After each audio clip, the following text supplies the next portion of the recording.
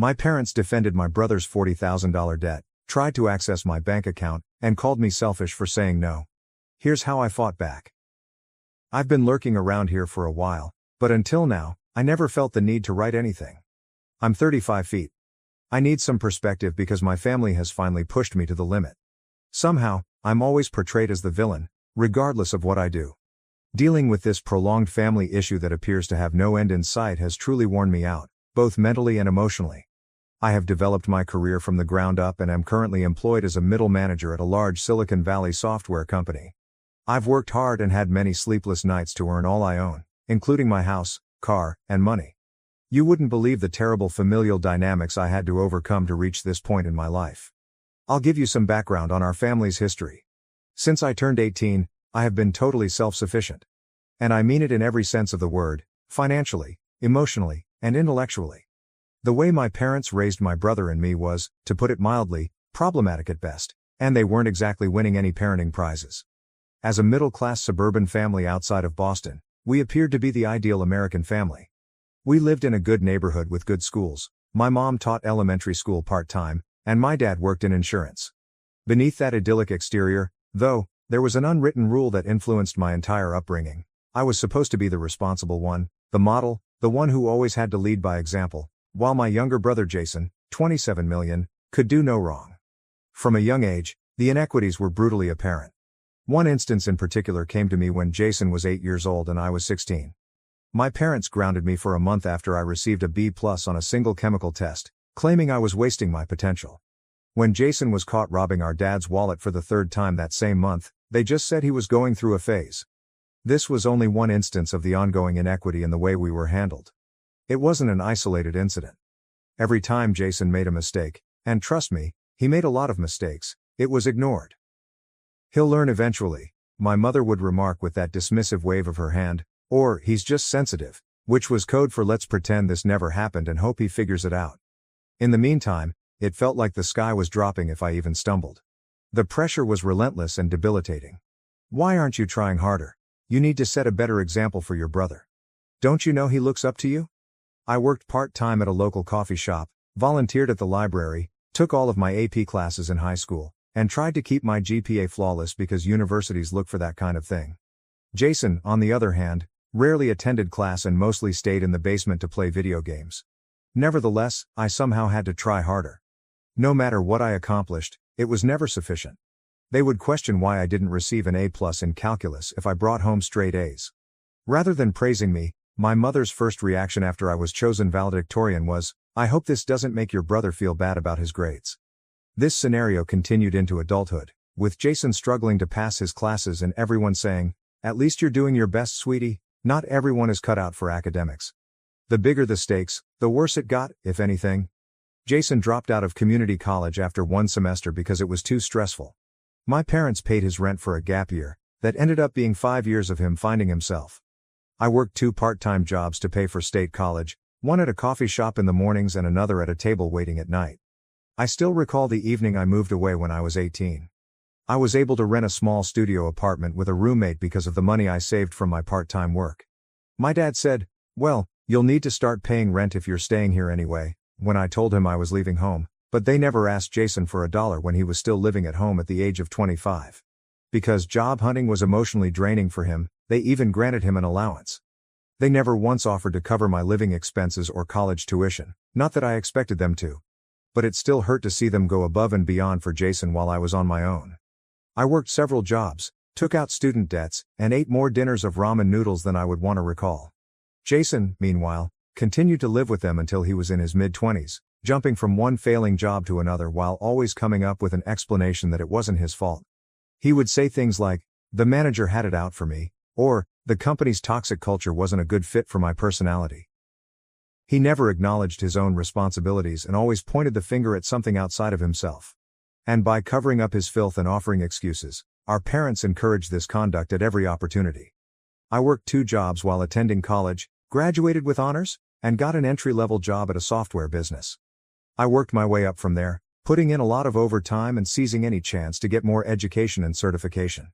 My parents never offered to help, and I never asked for it either. However, they had no trouble approaching me for financial assistance whenever Jason needed a little help to get back on his feet. Now fast forward to last week. It was remarkable in and of itself that my mother called. You must realize that my mom doesn't call to talk. She never calls to say hello, check in, or inquire about my life. She calls when she's in need of things. I'm referring to the type of call that begins with excessively pleasant small talk, as if they're attempting to win you over before revealing the true reason for the call. That's precisely what took place last week. How's work? Are you still at that tech company? Have you been eating well? She asked at the beginning, which was so unusual that I knew something was up. My mother doesn't give a damn about my diet. The only thing she knows about my job is that I do something with computers. She couldn't even recall the name of my firm when we last spoke, which was during Thanksgiving 3 months earlier, even though I had been employed there for the previous 5 years. She seemed to be trying too hard to sound casual, and the entire conversation felt forced.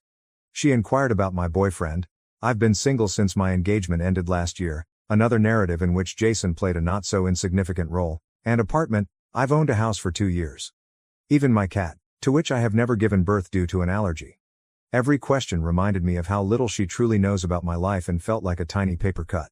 Jason was in trouble once more when she struck me with it. I wasn't shocked. Jason seems to get into problems all the time. However, I didn't anticipate this. He had apparently accrued $40,000 in debt, not the kind of debt that can be dismissed as young folly, such as credit card debt or student loan debt. No, he had borrowed from some very dubious individuals, and they were now sincerely demanding their money back. My mother's voice broke as if she were going to cry, which I'm sure she believed would get me to give in.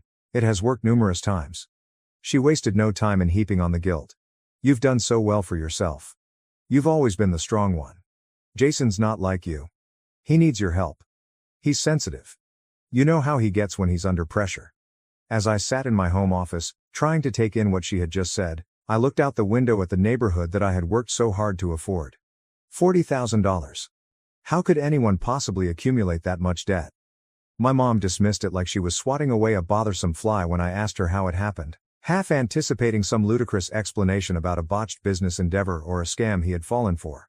She said, "That doesn't matter right now," with the same contemptuous tone that always made my stomach turn. "What matters is that he's your brother. Family helps family. We've always taught you that family comes first." For years, they have used that line, "family helps family," as an excuse. When they asked me to lend Jason money for his revolutionary cryptocurrency investment, which he lost all of in 2 weeks, that's what they stated. They said that after his girlfriend ejected him, he took my credit card information. They wanted me to let him stay at my house. Every time they required me to cover for Jason, fix anything for him, or clean up a mess he had made, they said that. And each time, I overcame my annoyance and followed their instructions. I did not want to be the villain. Because deep down, there was still that little girl who longed for her parents' approval, thinking that perhaps this time they would recognize my assistance, my sacrifice, and my continual saving of their beloved boy. But $40,000? It wasn't merely a favor or a loan. It was a down payment for a home. That was a year of arduous labor. That served as my safety net, emergency reserve, and security for the future. This time, I couldn't do it. I told her no for the first time in my life, right up. I apologized, but I was powerless to save Jason from the disaster he had made. The tone of the conversation suddenly changed. In roughly 2 seconds, my mother moved from being pathetic to being enraged. Had it not been so horrifying, the metamorphosis would have been nearly remarkable. The mother's gentle, worried voice had vanished, to be replaced by an icy, piercing voice. She began to scream. "You're being selfish?" Her voice getting louder as she spoke. "After everything we've done for you, this is how you repay us? You're abandoning your family when they need you most." The nuclear option was even mentioned by her. "Do you want his blood on your hands? He borrowed from some nasty folks. What would happen if he did?" The manipulation was so obvious that it was quite comical, nearly.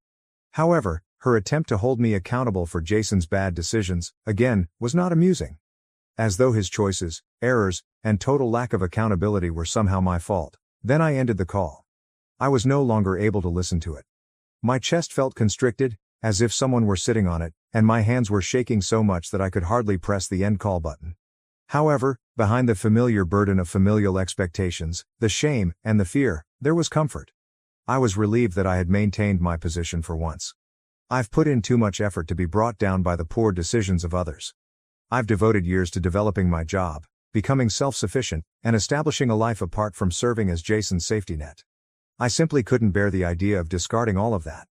Of maybe jeopardizing my own financial stability to allow his recklessness to continue. However, the problem with growing up in a dysfunctional home is that guilt creeps in almost instantly, even if you know you're making the right decision and are positive you're acting in your own best interests. Even though I know I'm not the bad guy, my family has a way of changing the facts, making me doubt my own judgment and making me feel that way. And it was the same this time. I can't get rid of the thought that perhaps I made the wrong choice, even though I said no and know it was the right one. At the moment, confronting my family seemed like the correct thing to do, but now I'm left wondering if I've made things worse. But what if they're correct? Could I be being self-centered? What if Jason does suffer as a result of my refusal to assist? The logical side of my brain understands that I have no responsibility for my brother's decisions or the results of those decisions. However, a part of me that is still that young child, begging for her parents' approval, continues asking herself, what if? To be honest, I have no idea what will happen next. That call was only the beginning. I was totally unprepared for what transpired next. I suspect that this is not the end. Particularly with Jason, my parents have never been good at taking no for an answer. I'm trying to remain strong, though. I'm trying to keep in mind that I have the right to defend my future and myself. As this situation develops, I suspect I'll require additional guidance. I'll provide an update shortly. First update. First of all, I want to thank everyone who left encouraging comments on my previous post. To be honest, I didn't anticipate such a strong reaction. The previous week has seen a sharp increase in tension, and not in a positive way. Do you recall that I sensed this wasn't the end? Yes, I was correct. As soon as I hung up on my mom, the harassment campaign began. Initially, it was just a flurry of text messages. The typical guilt-tripping fare. Then, however, things became considerably more sinister. My bank notified me of the unusual behavior last Tuesday. Someone had tried to use what seemed to be stolen personal information to get into my account. I received a direct call from the bank's fraud department. They claimed that a huge transfer attempt using my credentials had been detected by their security system due to the suspicious IP address. The fraud investigator told me that the person who attempted to access my account had my mother's maiden name, my social security number, and even the name of my first pet, all of which are standard security questions. Jason would be the only one with access to all that information. Upon realizing that my own brother would attempt to steal from me, I promptly updated all of my security questions and passwords. Very difficult. Money was no longer the only factor in this. This was a completely new kind of betrayal. This is where it becomes even more bizarre though. One of the few relatives with whom I truly get along, my Aunt Catherine, gave me a call yesterday.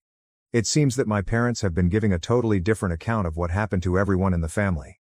They have portrayed me as some cold-blooded monster who is living in luxury while her brother suffers, and they claim that I am hoarding my fortune while poor Jason is fighting for his life.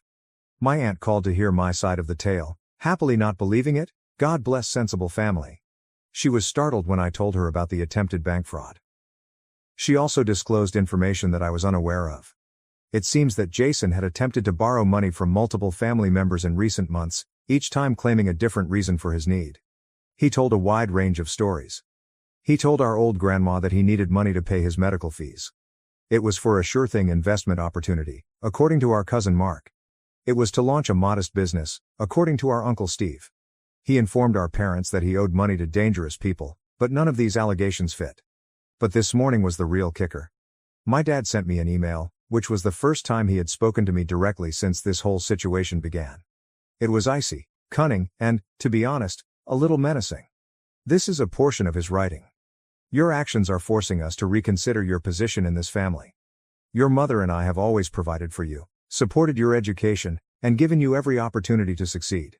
Your current success is a direct result of our sacrifices. If you continue to abandon your brother in his time of need, there will be consequences. Think carefully about your next move. The part about them funding my education made me laugh. My student loan payments are still ongoing. However, the warning was unmistakable: assist Jason or risk being cut off from the family. They believe they can control me by threatening to isolate me, so they are attempting to use familial ties as leverage. They don't seem to realize that I've been essentially cut off from them for years. We have always had a conditional relationship. I have to take care of Jason, I have to play the part they put me in, and I have to accept their perverted definition of family devotion. I have discussed the attempted account hack with the IT security team at my firm. They are assisting me with protecting all of my gadgets and accounts connected to my job. Additionally, I've begun recording every single text, email, and voicemail. Even if I find it hard to believe, I must gather proof against my own family. The most bizarre aspect of it all? Jason's girlfriend, or ex-girlfriend, depending on their present situation, sent me an SMS. Jason has been acting strangely recently, she told me.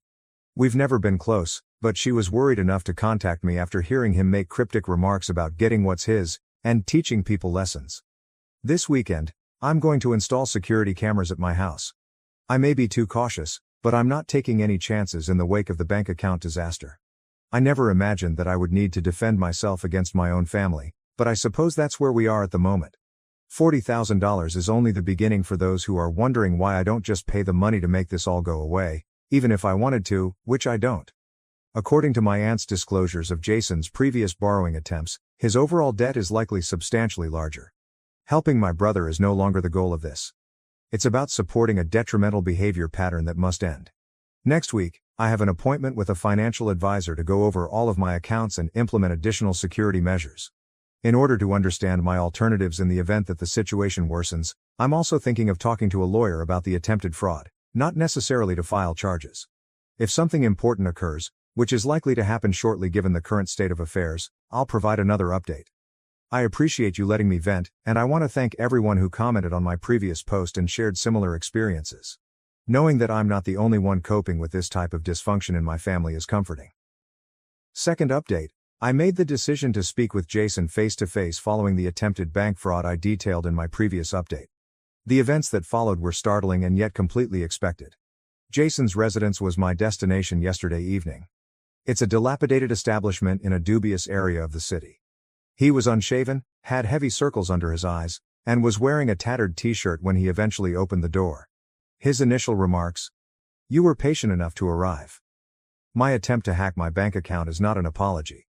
No justification for the debt of $40,000. As usual, just entitlement." He gave me a disturbing response when I questioned him about the bank fraud. Mom and Dad said that if things became severe enough, you would give in. I was merely expediting the procedure. He said it so nonchalantly, as if he were talking about the weather instead of confessing to a murder. At that point, I became aware of something troubling about his flat. There were several phones and what seemed to be credit card statements with several names on them on his coffee table. He swept them into a drawer before I could get a better look. When I understood that this might be more than simply my bank account, my stomach fell. My parents arrived just as I was ready to depart. When I got there, Jason had apparently texted them. They stormed inside his residence as if it were their own. Naturally, Mom was crying, and Dad was enraged. This led to the most heated family argument we've ever experienced. Dad began by expressing their disappointment with my self-centered actions. Mom said that they had failed as parents because I had shown myself to be so heartless. The worst part is that they really defended the bank fraud attempt when I brought it up. Mom said, "He was desperate. When you declined to assist, what option did he have? People sometimes make mistakes when they're backed into a corner," Dad continued. What I was hearing was unbelievable. "So, if it involves family, is identity theft acceptable?" I inquired. How did they react? No matter what, family helps family. I lost it at that point. Years of repressed annoyance were released. I explained to them how their favoritism had impacted me and how Jason became the person he is today as a result of their enabling. I cited concrete examples, such as their refusal to assist me with my college tuition while paying for Jason's unsuccessful attempts, their repeated attempts to coerce me into giving him money, and their persistent manipulation of my emotions. What did Jason say?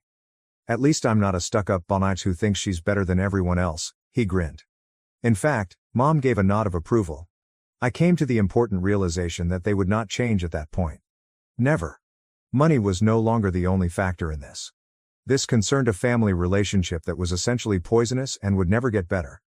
I pulled out my phone and listened to the full recording of our chat. How did they look when they saw that I had proof that they were supporting bank fraud? Priceless. "This recording goes straight to the police if anything happens to my accounts again," I declared. "And I will file charges this time, Jason." Mom began to complain that I was endangering them. My father referred to me as manipulating. For the first time, Jason appeared concerned as he stood there. Dad took hold of my arm as I was about to depart and said something I will never forget. Never expect to be welcomed in this family again if you walk out that door. I gave him a direct look and said, "That sounds more like a promise than a threat," before leaving. I had dozens of missed calls and messages when I came home. I blocked their phone numbers. I then opened my laptop and began sending an email to my entire extended family, including screenshots of threatening messages, a transcript of the taped discussion, and documentation of the bank fraud attempt. I will no longer serve as the family's scapegoat. I'm tired of being controlled. I will no longer serve as Jason's personal ATM. Above all, I have finished maintaining their secrets. It's likely that this will be my final update. I have a hunch that everyone's situation is going to drastically change soon. I'm concentrating on defending myself right now, which includes researching security systems and speaking with a lawyer about possible restraining orders. Thank you to everyone who has been keeping an eye on this situation and lending support. Your remarks gave me the courage to advocate for myself today. Third update. Everything has changed since my last update, which was a month ago. I made the decision to no longer preserve the family's secrets after the altercation at Jason's place. When I eventually revealed the truth, this is what transpired. Do you recall the email I said I was sending to the extended family? Well, I made the decision to take things a step further. I made a thorough social media post with screenshots of the attempted bank fraud, Jason's own admissions of guilt, and a recording of my parents justifying his behavior as proof. I only wanted the truth to be known. I wasn't attempting to get revenge. The reaction was tremendous. Other victims of Jason's schemes began to come forward within a few hours. According to my cousin Tim, Jason had taken out a $5,000 loan for an unfulfilled business venture. Aunt Beth said that he had persuaded her to co-sign a loan, which she is currently repaying. Even the mystery surrounding my grandmother's missing jewels from last Christmas had a likely suspect all of a sudden. However, Jason's ex-roommate made the most important disclosure when he revealed how Jason had used his identity to open many credit cards. Being too ashamed to come forward, he believed that no one would take him seriously because of my parents' perfect son. Someone in HR at the business where Jason had just had an interview saw the social media post. His past involvement with financial fraud piqued their curiosity. It goes without saying that he was not hired. My parents' standing in their social group suffered greatly. They had supported their struggling son for years while presenting themselves as the ideal parents, handling one ungrateful daughter. Everyone was aware of the reality now. After complaining to their church mates about my selfishness, they began to distance themselves from me. All of a sudden, Dad's golf friends were too busy to play every week. Mom attempted to minimize the harm by accusing me of lying, but the facts were clear. They were unable to justify their own recorded comments, the text messages, or the bank records. Their carefully constructed image fell apart. When Jason's current roommate viewed the post, it was the real game changer. When he consented to share his apartment, he was unaware of Jason's past. Jason received an eviction notice within a week. People don't want to live with someone who tries to commit bank fraud, it turns out. According to what I've been told, Jason works 3 jobs to pay off his debt. He is finally being held accountable for his acts, and his credit has been damaged. Surprisingly, my parents have stopped using social media. No more quotes about ungrateful kids or passive-aggressive posts about family values, every day. Life has never been better for me. That job promotion I applied for, I understand. I've been able to concentrate on my professional and personal development without the continual drain of family turmoil and money exploitation. What a concept. I'm finally meeting someone who respects and understands boundaries. Mom and Dad no longer discuss me at all, according to the few family members I still communicate with. Put an end to guilt tripping. No more attempts at manipulation. At last, they've realized that sometimes social accountability is the result of acts having repercussions. To everyone who has to deal with toxic family members, sometimes letting the truth speak for itself is more effective than going to court. The wrong people will come out, and the right people will listen. Legal repercussions were not my family's biggest fear, rather, it was the public discovering who they really were. By speaking up instead of keeping quiet, I not only freed myself from their control but also gave others the confidence to defend themselves. We appreciate everyone who has supported and followed this adventure. I feel really free for the first time in my life. It's acceptable when the family you were born into isn't the one you need. Now, I'm assembling my own network of people that respect integrity, accountability, and sincere concern for others. My last update will be this one. Now that the story is over, I'm prepared to begin a new chapter free from guilt, deception, and the never-ending weight of providing for others. And what do you know? No lawsuit ever could make that feel better. Thank you for watching. If you haven't subscribed yet, please do so and hit the notification bell to stay updated with more shocking real-life stories happening around you. My parents sent me away after having my sister. They called me 12 years later to prove they're good parents after she failed. My parents gave up on me at 8 and sent me to live with my aunt. Before I turned 8, I knew they didn't like me. They basically had to deal with me. They had me in their early 20s, just starting their professions, and I watched them struggle to construct a life while raising me. Though I recently realized this, I think they resented me. I didn't understand why they hated me then. I spent my early years trying to please them, but nothing worked. My emotions were ignored. However, they behaved differently around friends and family. They couldn't let anyone know how horrible things were. They even convinced me to keep quiet out of fear of making them dislike me more. Years passed, and my mental and emotional health declined. I struggled in school and behaved out. I don't blame myself for my difficult childhood. My behavior would have changed if my parents had treated me better. They scolded, grounded, and punished me but failed. After my teachers complained about my behavior and grades, I misbehaved more to seek their attention. If being good fails, try being bad. This scheme failed. Mom got pregnant again around my 8th birthday. My parents were thrilled for the first time in years. I didn't understand the announcement at my birthday celebration. I learned weeks later. As my mom packed my luggage, my dad sat me down and told me I was going to live with my aunt. He said it was for my own good because I wasn't doing well there. Though young, I wasn't foolish. I knew they were dumping me. Replacement was coming with another baby. I had tantrums after being heartbroken. I wanted to stay with my family, friends, and parents, even if they mistreated me. They didn't care about my tantrums. They sent me to my aunt's house out of state. I felt miserable on the trip and begged my parents to let me stay. I committed to improve my grades and behavior, but they were set. I hadn't considered that this might not be about my grades or behavior back then. Even if I was the best kid, they might have hated me. My parents helped me settle in at my aunt's house for a few days, but I was still angry. However, my aunt helped me adjust. She may be the kindest and most loving person ever. My aunt, my dad's older sister and the oldest of 4 siblings, raised me because she had never married or had children. Although her siblings worked elsewhere, she worked on the farm their parents left them. She knew I was upset about moving in, so she reassured me that everything would be great and that I would enjoy the place once I got to know it. Her remarks helped me greatly. After 2 days, my parents left, and I broke down. My aunt was my only support.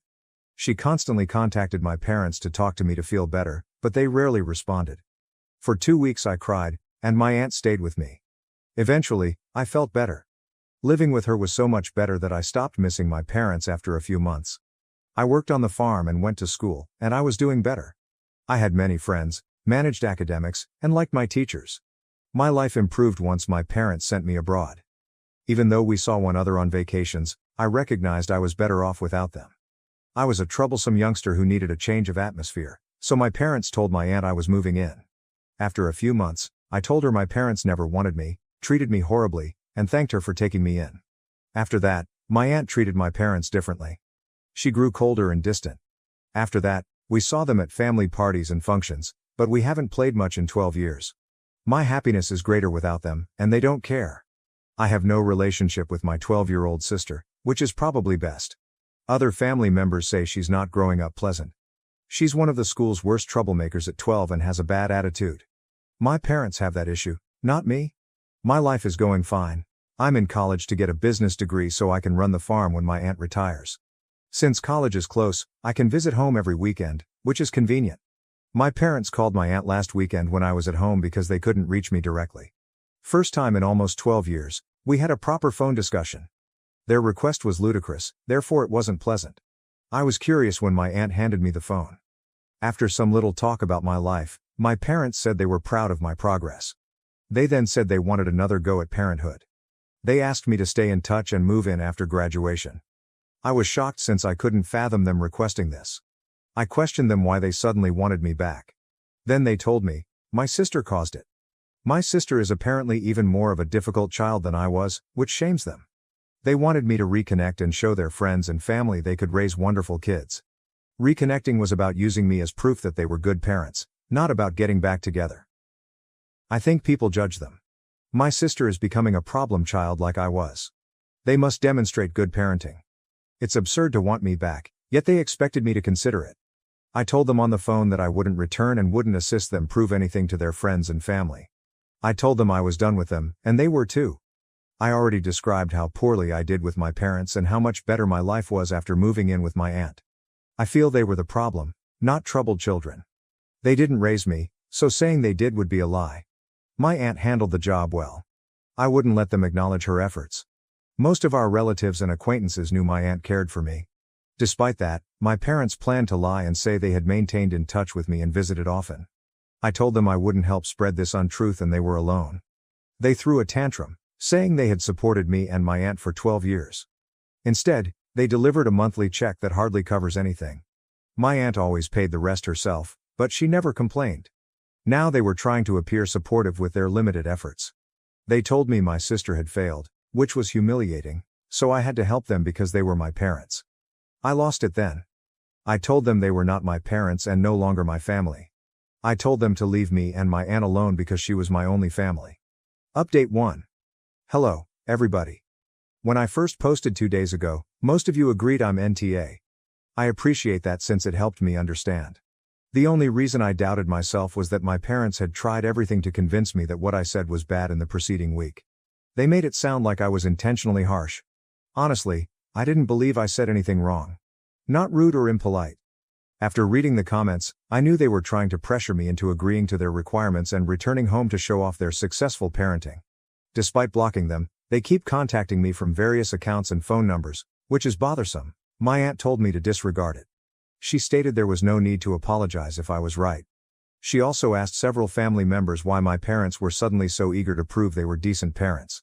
That's when she learned what happened. I heard she smoked at my sister's 12th birthday party 2 weeks ago. When my parents tried to confiscate her cigarette, she threw a huge rage that caused my mom to cry. My mom's older sister, grandparents, and other relatives told her at the party that their 12-year-old daughter had a cigarette because of their parenting failure. They said my parents could have prevented this by being more proactive. My parents have spoiled my sister since childhood, I've learned.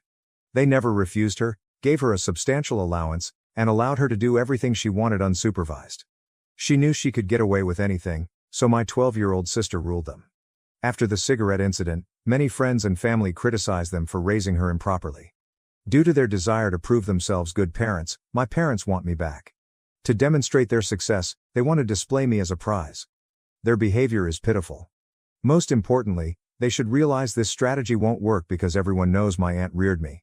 Even my aunt's contacts disapproved of my parents' decision to send me away when I wasn't doing well. When your kids are struggling, you should help them, not ignore them.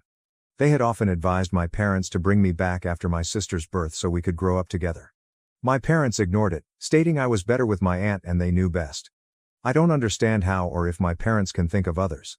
They could easily write off my sister while trying to gain me back by labeling her a failure. Her 12-year-old age terrifies me. I think counseling would be enough to get her back on track. I don't think my parents should guide me.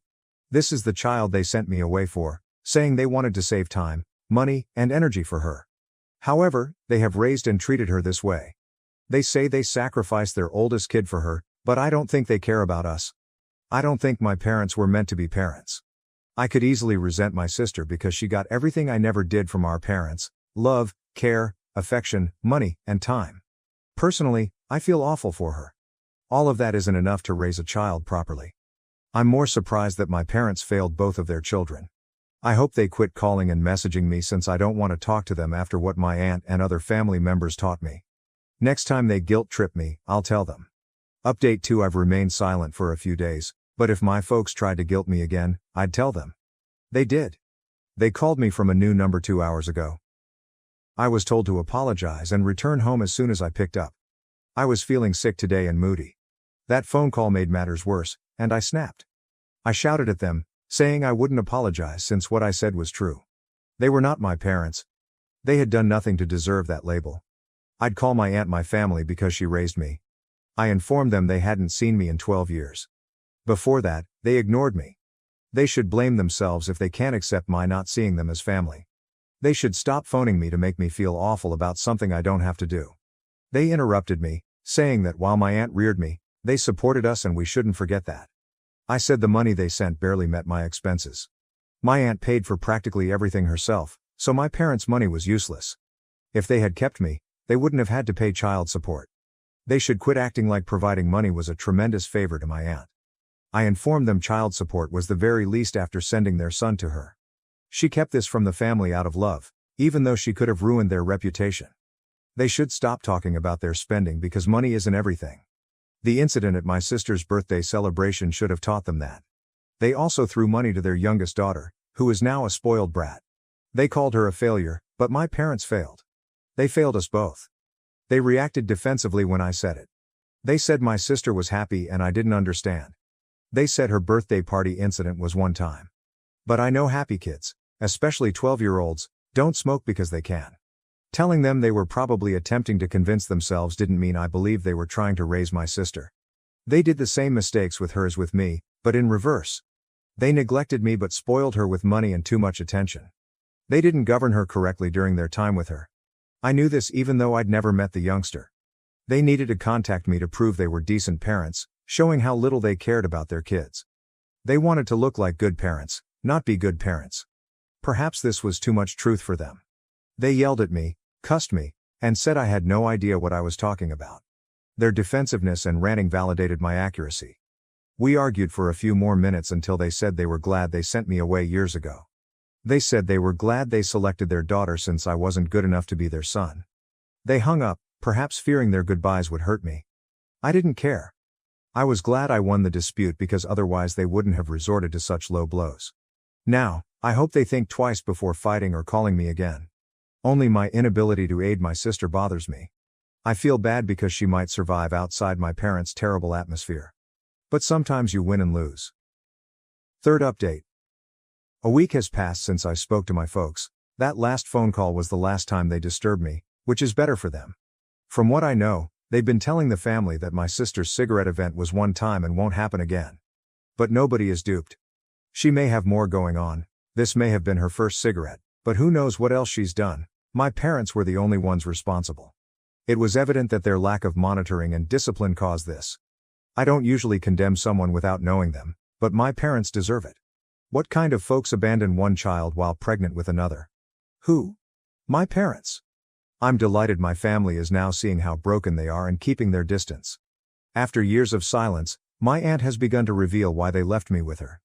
They didn't want me around because they wanted to spend more time with their other child, not because I was a troublesome kid. My parents made me a problematic kid, not me. If I were to blame, I wouldn't have thrived after moving away. My aunt hid this for 12 years because she didn't want to destroy my parents' reputation, but now she thinks they deserve it. Due to their defensiveness, my parents are already feared. Denial regarding parenting failure is evident. Everyone now knows my parents are the culprits after hearing our story, that they abandoned me to my aunt. They don't deserve my sister or myself. Some may believe we're overreacting and don't need to kick them while they're down. But this wouldn't have happened if they hadn't called me to help them pretend to be wonderful parents. They deserve it. Update 4 posting again after 2 weeks brings a huge update. Maternal grandparents are fighting for custody of my sister. My parents sent me to live with my aunt, but I've always maintained in touch with most of my family. I have a good relationship with my grandparents, so when they called a few days ago to ask about my parents, I told them. They were delighted I finally told them about my parents' mistreatment. They believed my parents had a solid cause to send me away for years. Now they know no cause could justify putting your child away. They apologized for not discovering the truth sooner, and I said it was okay. Everyone struggles, and I didn't seem to be hurting. It would have been hard to know without being told. After the cigarette incident with my sister, my grandparents heard allegations about my treatment from other family members. My aunt finally told me how my parents abandoned me after leaving me off at her house. My grandparents decided to investigate after hearing this. They didn't want their younger granddaughter to experience what I did. After talking to me, they discovered my parents hadn't changed. They still cared more about appearing good parents than being there for their kids. That's when my grandparents fought for custody of my sister to raise her differently. I agree with the choice. My life improved after I left my parents, and I'm sure hers will too. They've been given temporary custody, but my sister doesn't care. Her indifference makes me think she'll get over it. My grandparents believe they will obtain complete custody shortly, but they will allow my parents visits. My sister has started trying to get to know me, which is the finest part. Several days ago, we spoke on the phone. She appears glad to talk to me, and I heard that our parents told her not to talk to me for years because I was a bad influence. I hope we can create a good friendship now that she's coming around. Hopeful for the future. Thank you for watching. If you haven't subscribed yet, please do so and hit the notification bell to stay updated with more shocking real-life stories happening around you. Parents-funded siblings ignored me. I built my own success, uncovered their betrayal, and chose a new family over being the forgotten child. Hello, Reddit. I need to talk about something today. I'm 27 years old. I suppose you could say that I've been the one ignored my entire life. My younger brother Chris, 25 million, and older sister Sarah, 29 feet, are my siblings. It would be an understatement to suggest that they were always the golden children. In my parents' view, they could never do anything wrong, but I was just there. Sarah excelled academically as a child, consistently receiving straight A's and participating in all school-related activities before attending a prestigious Ivy League university. It was my parents' obsession. They couldn't stop raving about how delighted they were the moment she received her admission letter, I promise.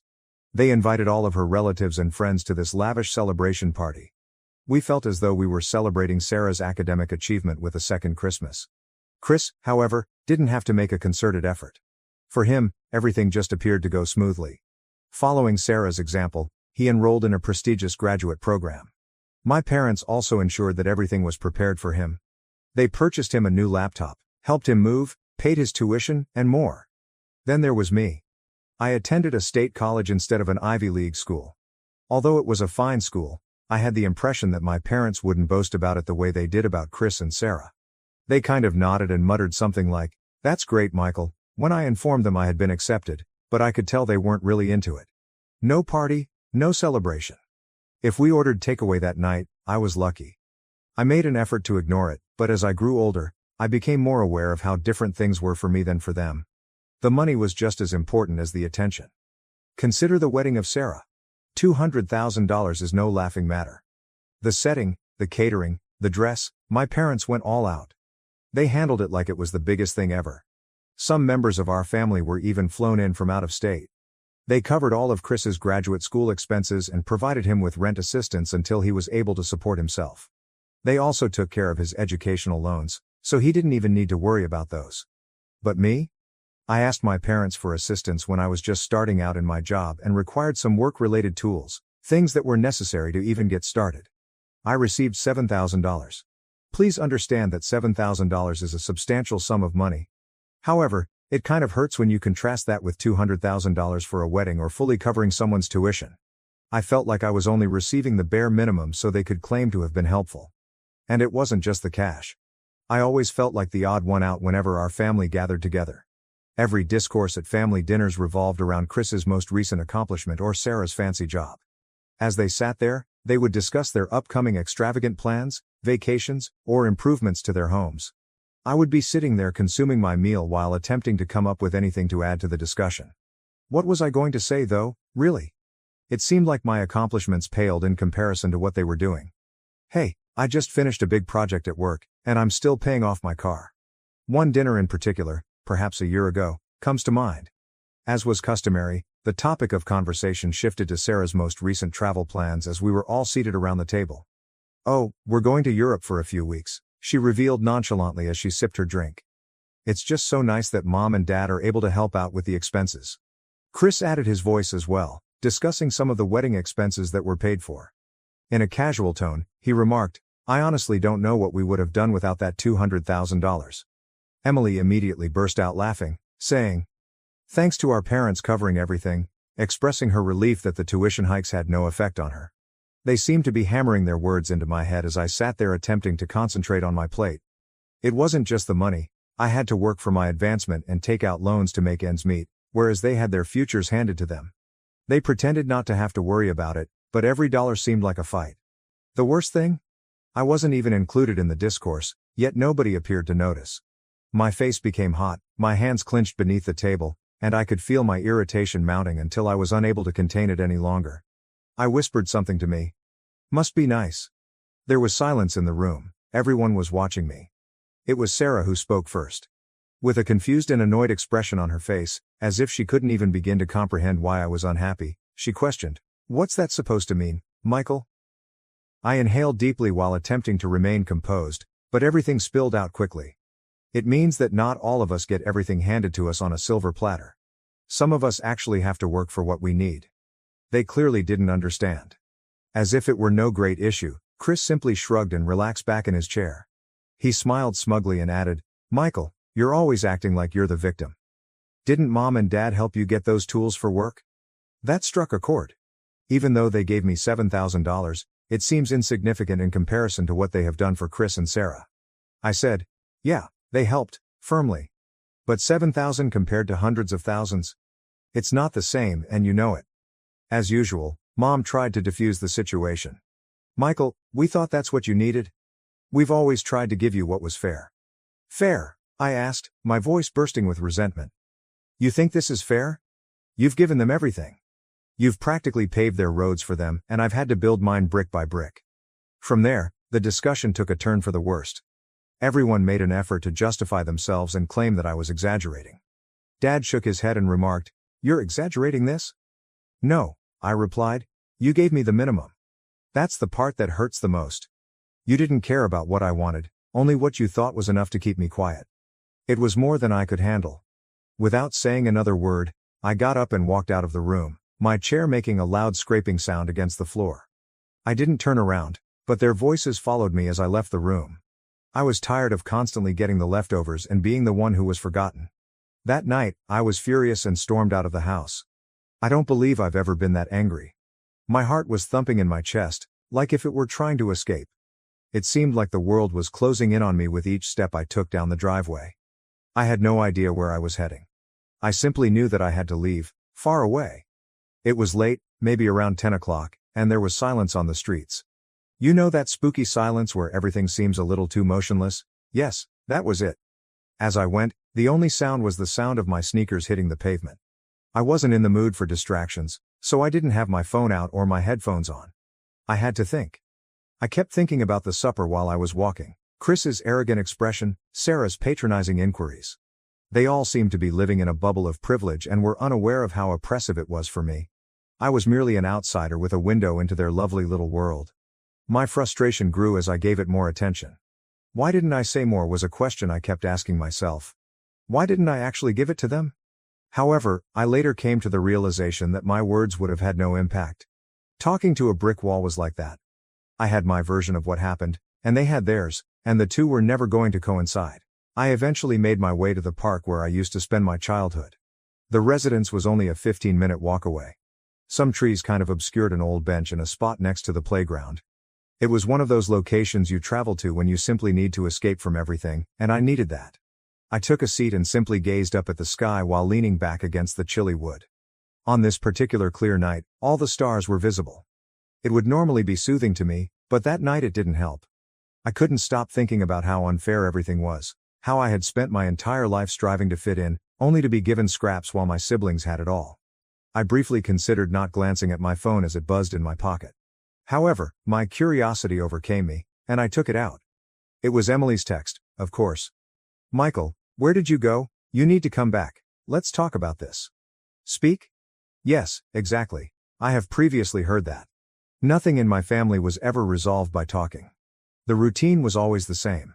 Mom and Dad would explain why things were the way they were, and I would be told to accept it. However, I wasn't in the mood for any more justifications this time. I stuffed my phone back in my pocket without answering the text. I began to mentally review everything as I sat there, including the years I had been ignored and the times I had felt like an afterthought. Even if I wasn't a flawless child, I still didn't deserve to be treated any less than the other kids. It wasn't truly about the money. It was about being appreciated and seen. And for whatever reason, my parents had come to the conclusion that Sarah or Chris's wants and aspirations were more important than mine. I'm not sure how long I sat there, but eventually the cold began to set in. The nights were growing colder, and fall was rapidly approaching. The wind sliced through the thin material of my jacket as I drew it firmly about myself. I considered going home, but the notion of going back inside that house and confronting them after everything that had transpired was too much to take. I became aware of something while I sat there. I was sick of battling for meager attention and support. I wasn't just angry anymore. I decided then and there that I was done. I'm done trying to fit into their ideal little family photo and to get them to notice me. With a renewed sense of resolve, I rose from the bench. It was time to put myself first and create the life I desired without continuously looking for their approval. I didn't require their sympathy or handouts. I was determined to make it myself and demonstrate to them what they had been missing for years. I experienced an odd mixture of relief and melancholy as I made my way back to my flat. I was relieved that I was at last taking charge of my own life, but I was also sad about the familial relationship I was giving up. I felt like I was headed in the right direction for the first time in a long time, even though I knew it wouldn't be simple. I took a seat at my desk and began making plans as soon as I arrived home.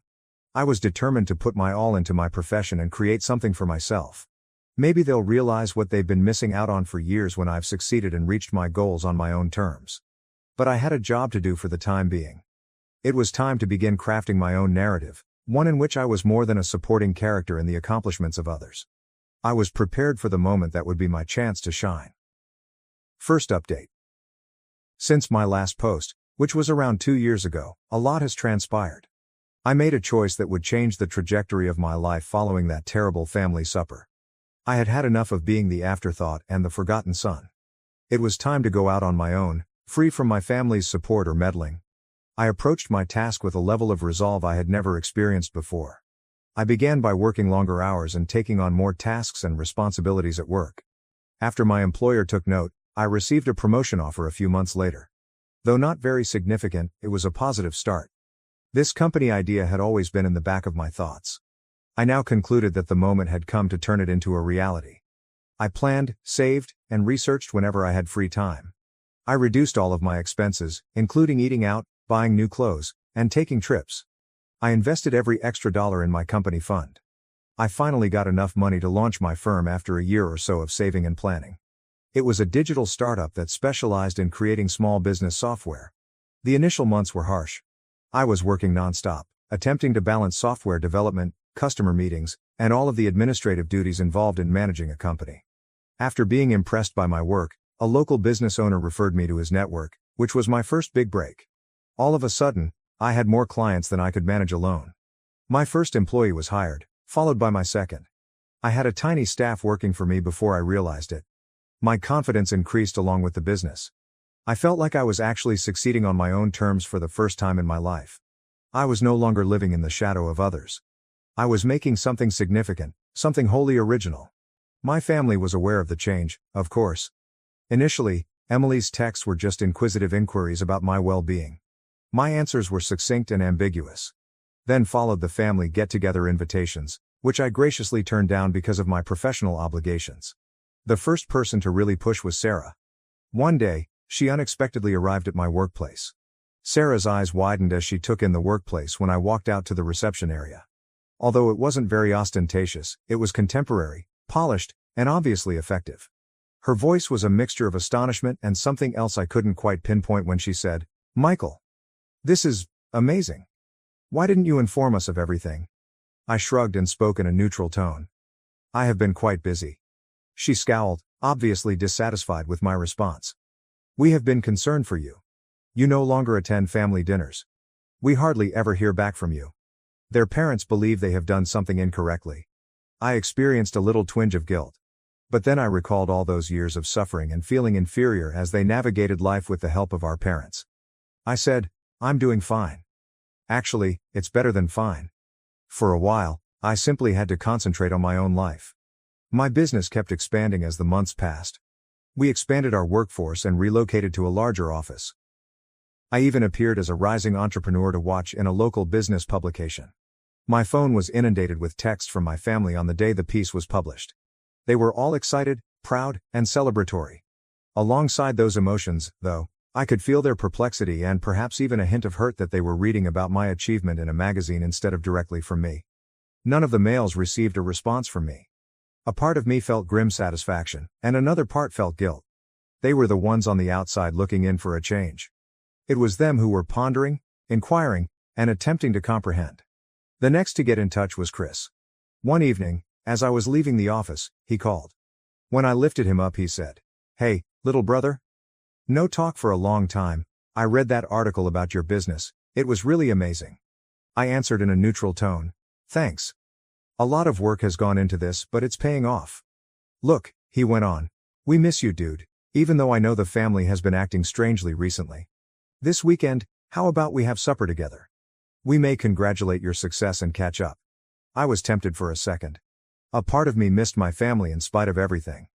I thought back to all those dinners, though. where I felt invisible. All the occasions when Chris or Sarah's accomplishments were highlighted above mine. I said, "Thank you for the invitation, but I have a lot of work to do right now, perhaps at a later day." Even though my accomplishment was fulfilling, I realized as I was driving home that evening that it hadn't made things better with my family. It had, if anything, made it wider. I was pleased with my accomplishments and pleased that I had completed everything by myself. However, my success came with a loneliness I hadn't expected.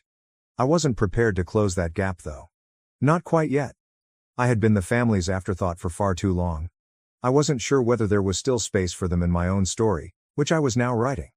I would deal with whatever came next on my own terms. Second update, about a year and a half has passed since my last post, and my life has changed drastically once more. The expansion of my tech company has surpassed my wildest expectations.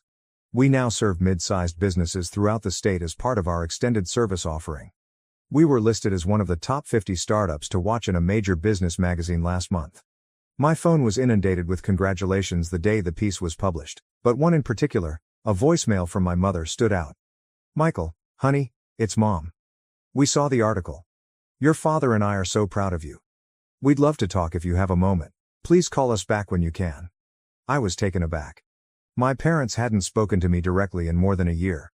I wasn't sure how to react after so much time, so I didn't call back right away. A week later, my assistant told me I had guests when I was working late. I was shocked to see my folks standing in the lobby. They appeared older and more worn out than I had recalled. When they saw me, their eyes glowed with a mixture of pride and apprehension, but Mom's hair had more gray and Dad's shoulders appeared to slump. Mom said hesitantly, "Michael, we hope you don't mind us dropping by like this. We simply had to see you." I escorted them to my office, where they gazed at the contemporary furnishings and the accolades that lined the bookcases. They hadn't seen the struggling child like that in a long time. "This is really amazing, son," Dad remarked in a rough, emotional voice. "You've accomplished a lot for yourself." The uneasy silence was broken by Mom. "We must apologize to you, Michael. After much consideration, we've come to the conclusion that we treated you differently from your siblings. We sincerely apologize for not seeing it at the time, but we do now." A lump formed in my throat. I'd been waiting so long to hear this, but I wasn't sure how to react when the time came. Dad bent over. "We're proud of you, son, not only for your accomplishments but also for taking on this challenge alone. We were oblivious to your abilities until you demonstrated them to us." After that we spoke for a while. I discovered that I was talking more about the setbacks and victories over the previous few years. It was odd, but in a way, it felt perfect, like the puzzle pieces were finally coming together. After a moment of hesitation, Mom continued, "There's something else we wanted to talk to you about, Michael." As our conversation came to an end. "We need your assistance." Immediately, I felt my guard go up. "What sort of assistance?" They looked at one another, and then Dad said something. "The family business is at issue. Son, we're in trouble. We haven't kept up with the changes in the market. Failure to upgrade promptly will put us in danger of becoming bankrupt." Mom hurriedly added, "Especially after everything, we hate to ask. However, we reasoned that given your technological and business acumen." I sat back, feeling a lot of different emotions. Even though their apology appeared genuine and I wanted to get back in touch, I couldn't help but feel suspicious. Was this the true cause of their unexpected arrival? At last, I answered, "I need some time to think about this. There's a lot to take in." With a hopeful yet nervous expression, they nodded. Mom gave me a hard hug as I walked them out. She whispered, "Michael, you are loved. Regardless of what you decide." I spent a lot of time sitting in my office after they went, gazing out at the city lights. I had put forth a lot of effort to prove myself and get here. My family was now requesting my assistance, right after I had achieved the height of my prosperity. I didn't miss the irony. There was a part of me that wanted to be the greater person and offer them assistance. However, a part of me that recalled years of feeling inferior wanted to say no, to let them know that I didn't need them any more than they had needed me. I understood that there was more at stake here than simply business. It had to do with family, forgiveness, and the kind of person I wanted to be. Whatever I chose would influence not just how I interacted with my family but also the type of man I was growing into. With my parents' number displayed on the screen, I took out my phone and gazed at it. Is it better to call or not? Is it better to assist or not? The later the night became and the quieter the city below, the more I thought about the choice. Reddit, what would you do? Do I still owe my family anything after all of this, or is it time to put this chapter behind me for good? Third update. My parents requested assistance with their failing business a month ago. I hired a private investigator since something wasn't quite right. I was shocked by what I found. Instead of failing, the family firm was doing quite well. They had recently landed a big deal. However, it wasn't all. Financial deception spanning years was discovered by the investigator. Inflating the costs of Sarah and Chris's education and marriages, my parents had been transferring funds into personal accounts. $200,000 for Sarah's wedding. A large portion of money was transferred to a covert investing account in her name. Emily's tuition was actually paid into a high-yield savings account, and Chris had a trust fund. In addition to favoring my siblings, they had deliberately worked to secure their financial prosperity at my expense. I was enraged. The deliberate choice to keep me out had been made during all those years of feeling inferior and struggling while my siblings navigated life. I summoned my legal staff to a meeting. There were certain dubious tax strategies that could lead to issues if they were discovered, even if the majority of my parents' acts fell into legal limbo. I invited my folks to come to work with me. They came with a hopeful expression, perhaps expecting me to assist them. When they saw my reaction, their faces sank. I said icily, "Sit down. We must speak." I presented all that I had found. I saw their expressions change from shock to guilt to dread with every admission. "How did you accomplish this?" With a trembling voice, I asked. "You were purposefully keeping me down while uplifting everyone else, even though I felt inadequate all these years. Why?" My mom broke down in tears. According to my father's explanation, they viewed me as the self-sufficient powerful one. He spoke in a hollow voice. I interrupted him, saying, "I don't want excuses. I want you to be aware of what is about to happen." I informed them that I had contacted the IRS anonymously about their dubious tax procedures. Additionally, I had provided Sarah, Chris, and Emily with proof of how they had profited from our parents' dishonesty. I remarked, "Your ideal family image is about to fall apart. And you can't buy your way out of it this time. Please, Michael," my father pleaded. "We can make this right. We'll put things right." I chuckled without humor. "That's the issue, Dad. You continue to believe that money can solve any problem. However, you cannot purchase my forgiveness. The years I spent feeling unworthy are irreplaceable." I got to my feet. "Go now. Never again do I want to hear from any of you. I no longer consider myself to have a family." My mother glanced back, crying, as they walked away. "You are loved, Michael, we always have." I gave her a direct look. "I don't want to be involved if this is how you define love." I stayed in my office for a while after they left, feeling a mixture of relief, betrayal, and rage. I was relieved that I could finally stop questioning my value and that I knew the truth. Sarah, Chris, and Emily sent me texts in the days that followed. Some were irate, some beseeching. None of them received a response from me. With fresh energy, I pushed myself back into my work. My business kept expanding, and I discovered fulfillment in coaching aspiring business owners from comparable backgrounds. 6 months have passed since that altercation. The pain of what I've lost, or rather, what I never truly had, still aches on some days. Mostly, though, I feel liberated.